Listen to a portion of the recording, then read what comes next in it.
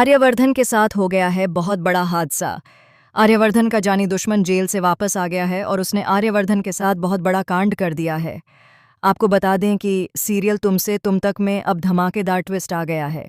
दिखाया जा रहा है कि लौटने के बाद आर्यवर्धन का जानी दुश्मन बहुत बड़ी चाल चल रहा है। उसने आर्यवर्धन की गाड़ी के ब्रेक फेल करवा दिए हैं।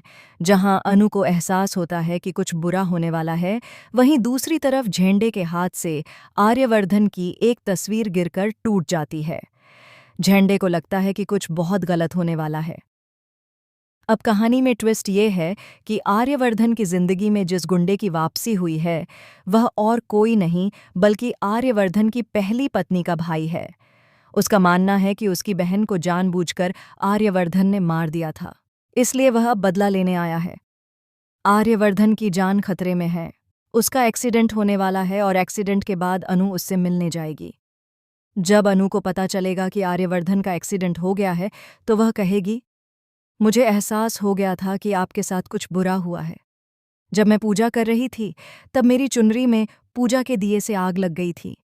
तभी मुझे साफ हो गया था कि कुछ अनहोनी होने वाली है। अनु आर्यवर्धन से बहुत प्यार करती है और उसके एक्सीडेंट के बाद उसका पूरा ख्याल रखती हुई नजर आएगी। जब अनु और आर्यवर्धन एक दूसरे के करीब आएंगे और एक दूसरे की परवाह करेंगे, तो उनके बीच एक लव एंगल बन जाएगा। इसे देखकर मीरा काफी जलन महसूस करेगी। वहीं दूसरी तरफ ये सब देखकर सबसे ज्यादा खुश होगी आर्यवर्धन की माँ।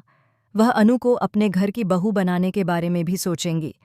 अब कहानी में दिखाया जाएगा कि आर्यवर्धन को बचाने के लिए अनु माता रानी के सामने जाकर पूजा करेगी। वहां पर माताजी अनु से कहेंगी कि उसे आर्यवर्धन की जिंदगी बचाने के लिए कठोर तप करना होगा। यज्ञ में शामिल होकर उसे मौन व्रत धारण करके माता रानी की पूजा और आरती करनी होगी।